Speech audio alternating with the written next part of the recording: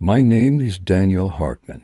I'm 42 years old, born and raised in Arizona, now living in a townhouse on the edge of Phoenix. For most of my adult life, I believed I understood loyalty, commitment, and what it meant to build something real with another person. I believed those things because I lived by them. I believed them because I thought my wife did too. Her name is Lauren. We met 11 years ago at a charity event my company sponsored. She was a project coordinator for a nonprofit. I was a regional operations manager trying to act like I knew how to socialize. She had this calm confidence about her, a way of looking right at you without flinching, without pretending. I fell hard. I fell stupid. For years, everything looked perfect from the outside. People said we were a stable couple, the kind that balanced each other out, her warmth against my discipline, her spontaneity against my structure. I thought we were partners. I thought we were building our future brick by brick. Before everything happened, before the truth detonated our marriage like a bomb placed in slow motion. I would have sworn she was incapable of lying to me. I would have sworn she was the safest person I had, but that belief died the night I found out who she really was. It didn't happen in a dramatic way. There was no lipstick on a collar, no secret hotel receipt, no stranger calling in the middle of the night. It started with something small, something stupid, something I wasn't supposed to notice, a change in her phone habits. That was all. Lauren was never obsessed with her phone. She could leave it on the table for hours, forget where she put it, ask me to call it so she could find it. But around late spring, something shifted. She started keeping it close, screen down, notifications off. She'd tilt the screen away from me even if she was just scrolling through Instagram. At first, I didn't think much of it. Everyone has private moments. Everyone has conversations they want to keep personal. But then she started leaving the room every time it buzzed.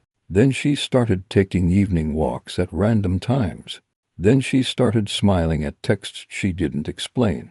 I remember the exact night my doubts stopped being doubts.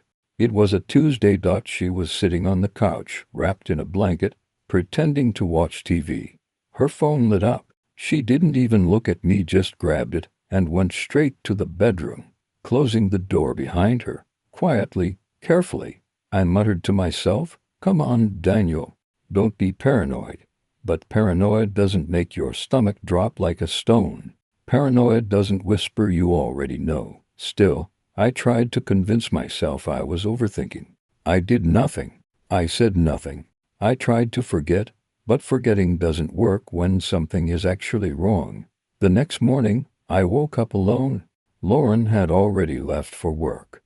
When I walked past the dresser, I noticed her jewelry box open, something she never left open. I wasn't looking for anything, but my eyes caught something strange, a small folded piece of paper tucked under her bracelet tray. Her handwriting. A time, a place. Saturday, 6:30 p.m. The Cove. That was it. No explanation, no context, but enough to make something inside me harden. The Cove isn't some random place. It's a restaurant at Lake Pleasant, romantic, expensive, a place for anniversaries, proposals, big dates. Last time we went there was our 9th anniversary. I stood there for a long time staring at the note. I told myself 1,000 stories. Maybe she planned a surprise. Maybe she wanted to talk about something important. But none of those stories felt true. They felt like excuses, like desperate attempts to protect a version of her that didn't exist anymore.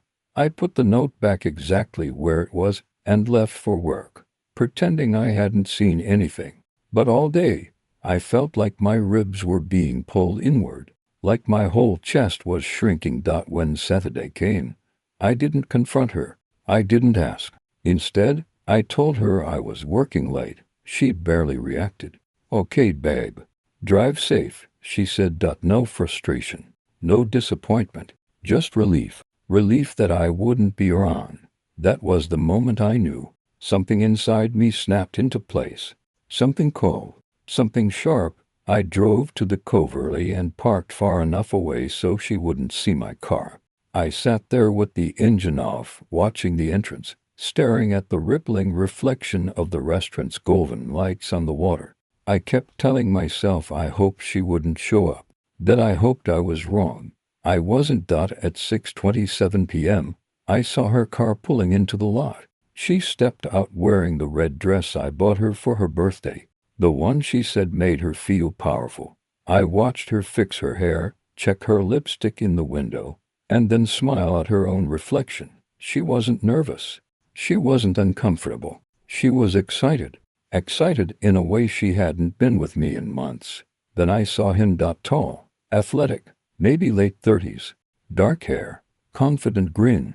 The type of guy who thinks he deserves everything he wants. The type of guy who walks into a room expecting admiring looks. He walked straight to her, no hesitation, no awkwardness, and kissed her on the cheek like he'd done it before, like it was normal. Lauren giggled. I didn't know she could still giggle like that. Something in my chest twisted so hard I had to grip the steering wheel just to breathe.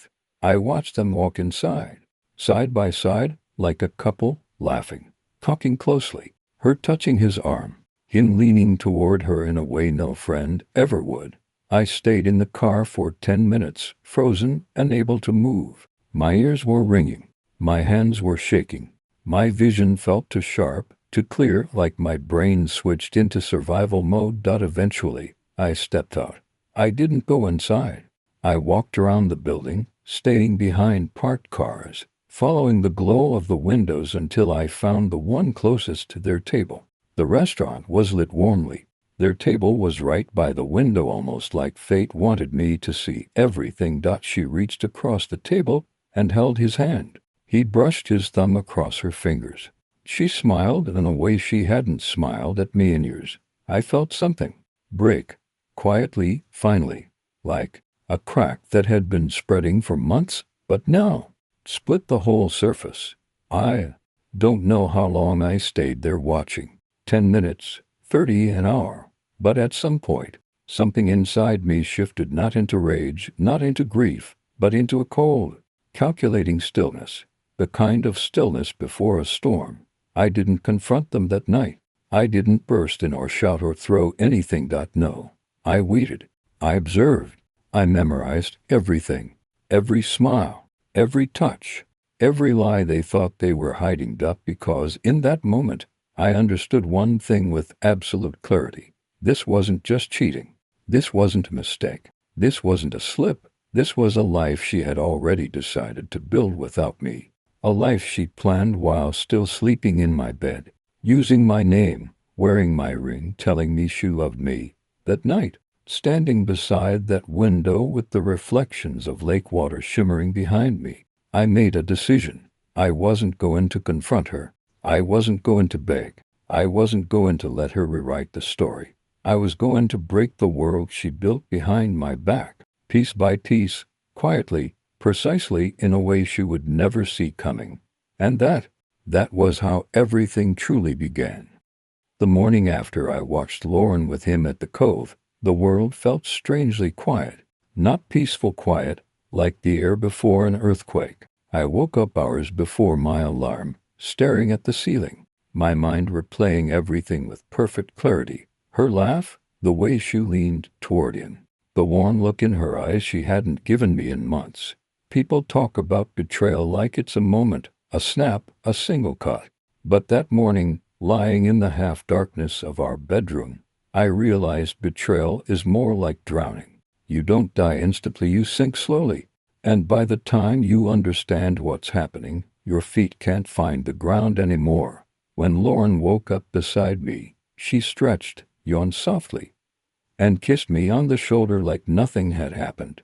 Like she hadn't spent the night holding another man's hand across a table at a romantic restaurant. Like she hadn't smiled at him in a way she hadn't smiled at me in years. I remember thinking, how many times did she kiss me the morning after being with him? That thought hit harder than anything else. Morning, she whispered, brushing her hair back. You came home so late. I didn't even hear you. Yeah, I said. Long shift, she smiled. I'm glad you're finally getting recognition at work. You deserve it. recognition. If only she knew what I had recognized last night. When she got up and walked to the bathroom, I stared at the empty space she left in the bed. I felt nothing. No rage, no heartbreak, just a numb, heavy coldness sitting in my stomach like a stone sinking deeper every minute. That was when I knew. I couldn't confront her, not yet.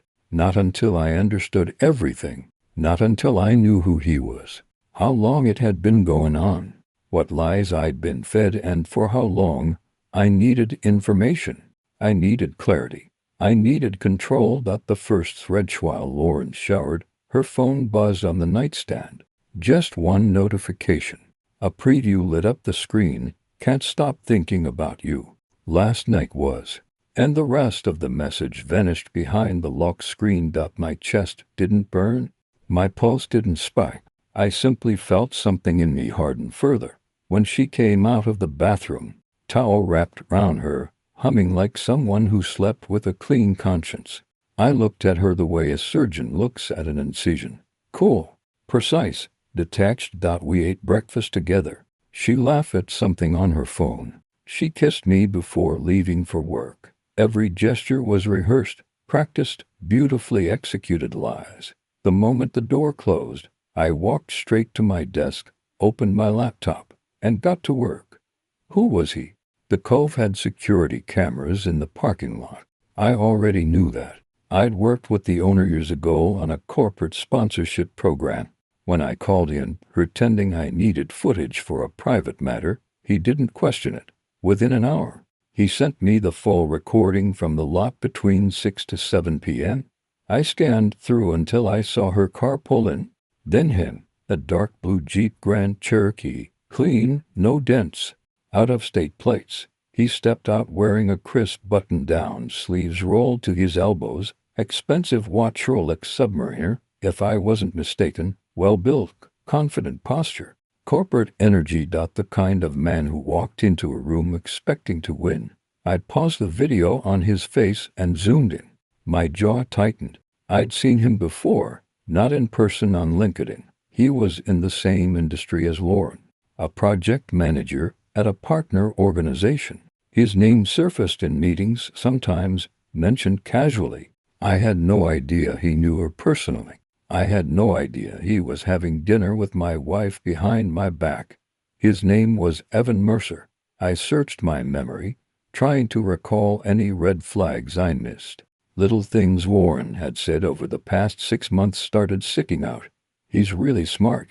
He gets the pressure I'm under. He's easy to work with. He just understands people. Each time, I had brushed it off. Each time, I had trusted her. Now I felt like an idiot. A blind, loyal idiot. Once I had Evan's full information, I searched deeper: social media, work events, public profiles, tagged photos. I wasn't stalking him. I was dissecting him. He traveled a lot. He was charismatic. He was divorced.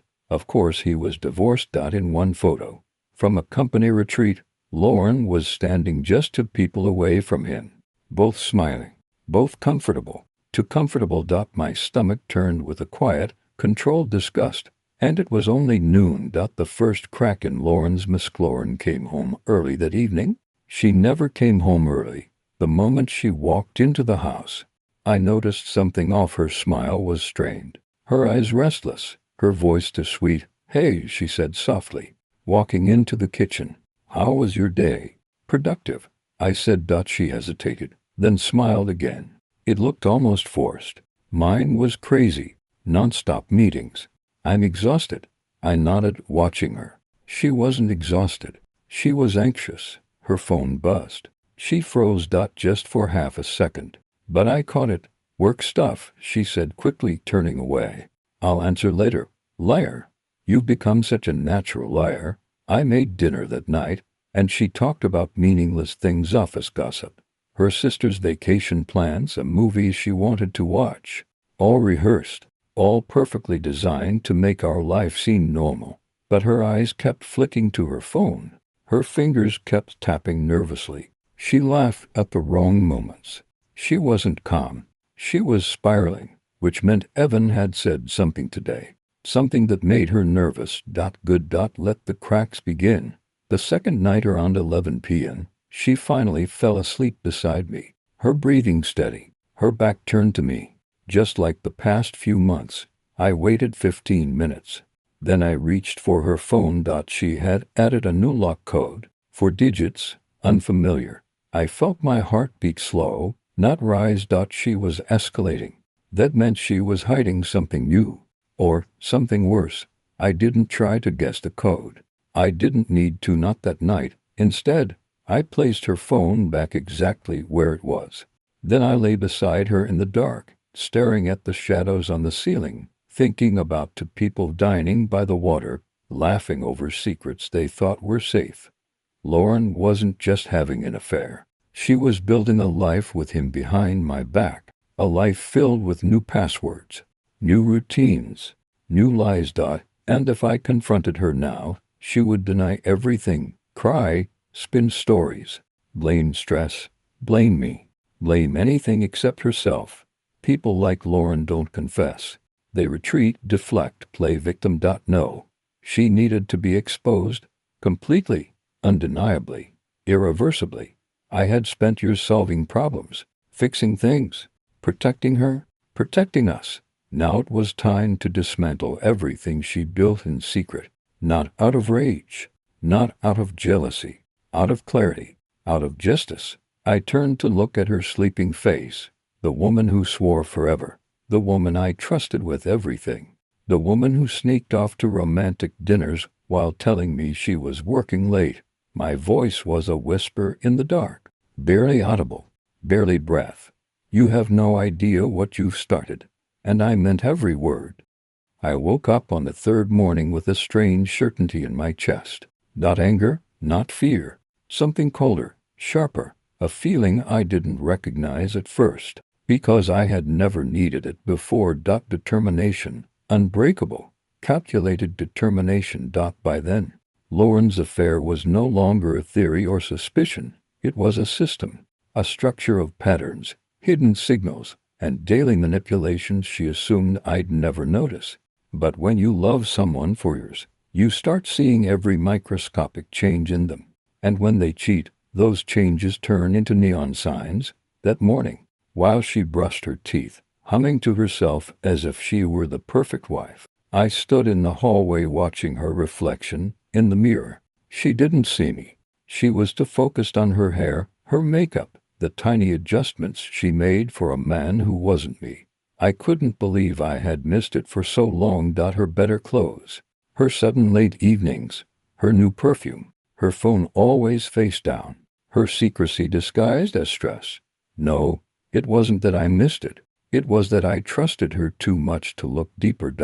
And now I saw everything. Her words told one story, her behavior told another. When she finally noticed me in the doorway, she smiled, a soft, loving smile that used to warm me. Now it felt like watching an actress finish a scene. "Good morning," she said lightly. "Morning. You seem tired," she added, placing a hand on my arm. "I'm fine." Her fingers tightened just a little. A small test. A probe. She was trying to read me. "Sure?" she asked with a concerned tone that didn't reach her eyes. "Yeah. Just thinking about work." She nodded slowly. That answer satisfied her, or at least gave her the illusion that everything was under control. Good. Let her think that. The best way to expose a liar is to let them feel safe while they dig the hole deeper. Today, I was going to break her pattern when Lauren left for work. I did something I had never done before. I followed her. Not closely. Not enough for her to notice. I waited 5 minutes. Then got in my car and drove the same route, keeping distance, using different lanes, always letting one or two cars separate us. She didn't go straight to her office. I knew it. She took a left turn. She never took before. She drove to a small cafe, downtown, not far from the Cove restaurant, and parked in the back lot. She checked her hair in the mirror, adjusted her coat, took a deep breath, and smiled. That smile told me everything. She was meeting someone. She stepped out of the car, walked toward the entrance, and stopped to check her phone. Her face lit up as she read a message. She typed quickly, then looked around, not suspiciously, just excitedly, and went inside. I parked 2 blocks away, grabbed a baseball cap from my glove compartment, lowered it over my eyes, and walked. The cafe had large windows facing the street, and from the corner, I saw everything. Lauren sat in the far booth, hands folded, lip bitten, that over-practiced smile ready to be used. 5 minutes passed, then he arrived. Evan Mercer. Of course it was him. He entered like he owned the place, confident, purposeful. His eyes scanned the cafe only long enough to find her. When he saw her, he smiled warmly. She stood up and hugged him. Not a quick, friendly hug. A full, lingering embrace that said everything. He cupped her waist. She leaned into him. Her hand brushed his neck. And my heart didn't break. It solidified. Seeing them together felt like watching a stranger steal something from a man I used to be, not the man I was now. The man I was now was cold, focused, and prepared. I watched carefully. No emotions, just details. She touched his hand twice. He whispered something that made her blush. She laughed, a soft, breathy laugh she hadn't used with me in over a year. They ordered coffee. They talked. They flirted openly. No guilt, no hesitation. She had already chosen him. I simply hadn't chosen my response yet, but I would. The shift in her eyes. They left separately to avoid being seen together. Evan exited through the back, Lauren through the front. Once she was out of sight, I returned to my car and headed home. That evening, she walked into the house glowing, literally glowing. I hadn't seen that expression on her face in months, maybe years. She tried to hide it, but she couldn't. Her eyes gave her away instantly. People don't realize how much truth sits in their eyes. She placed her purse down on the counter and kissed me, a small pack, hurried, almost guilty. I smelled perfume on her neck, not the one she usually wore. A new one, probably a gift from him. How was work? She asked. Long, I answered calmly. She nodded too quickly. Yeah, mine too. Why? Shift was supposed to start at 9:30. She was drinking coffee with Evan at 9:15. She opened the fridge and stared into it like she forgot why she even opened it. Her hands were slightly trembling. There it was, the first real sign of her collapsing. People assume guilt makes someone crumble. No, it's fear of losing everything they're trying to control. Lauren wasn't afraid of hurting me. She was afraid of losing her fantasy with him. She turned around. Do you want pasta tonight? She asked. Sure, great. She forced a smile. I'll start cooking. Her voice cracked just a little. Her hands shook again. She was afraid of me. Not because she knew I had followed her. Not because she knew I had seen everything. But because cheaters live in constant fear of discovery every day. Every phone buzz, every unusual look, every quiet moment threatens their life. And I was giving her silence. Silence is torture for people with guilty consciences. The phone slipped her that night. Her phone buzzed while she was in the shower. For the first time in weeks. She forgot to take it with her. I didn't hesitate. I picked it up. A new preview appeared. Evan, I can still feel your hands on me. Wish we had more time today. Then another message. Evan, do you think he suspects anything? Before I could read more, the phone lit up again as Lauren's smartwatch vibrated on the bathroom counter. Through the thin wall, I heard her gasp quietly when she saw the screen flash. She rushed out. She knew Evan would text her. Her footsteps grew louder, her breathing shallow. She was terrified. The message reached me. I placed her phone exactly where it had been and sat on the couch as if nothing had happened. She walked out of the bathroom with a towel wrapped around her hair, pretending to be calm, pretending she wasn't seconds away from losing control. Her eyes darted to the phone, then to me, then back to the phone. She exhaled in relief when she saw it, and touched. That sound, that relief, changed something inside me forever. She wasn't relieved that I was okay. She was relieved that her affair was still safe. And in that moment, something in me died quietly, not dramatically, Not painfully. Just permanently. The moment she sensed a shift in Meliter that night, she wrapped her arms around me in bed. She hadn't done that in weeks. Her touch felt wrong, foreign, used. Are you okay? She whispered. I'm fine. She studied me in the dark, searching my face for something, a crack, a hint, a clue. She found nothing, and it scared her. I felt her body tense beside me. Her breathing stuttered. Her fingers twitched against my arm. Cheaters think they control the narrative until the person they're lying to stops reacting the way they expect. That night, Lauren learned something dangerous. I wasn't the version of me she thought she could deceive. She leaned closer, her voice barely a breath. You feel distant. I'm just tired, I said. Silence. Then she whispered, I love you, and for the first time in our entire marriage. I didn't say it back. She felt it. I know she did. Her breath caught. Her fingers tightened. Her pulse quickened where her wrist rested against my chest. She knew something had changed. She didn't know what, but she felt the shift, and she realized, maybe for the first time, that she wasn't the one in control anymore. There is a silence that comes after pain, a silence so heavy, so clean, so absolute, it feels like stepping into a new world. By the time the last stage of my plan approached, that silence lived in me fully. I didn't tremble. I didn't doubt. I didn't question myself anymore. I had already lost everything I could lose. The rest was just execution. I woke up early that day, too early.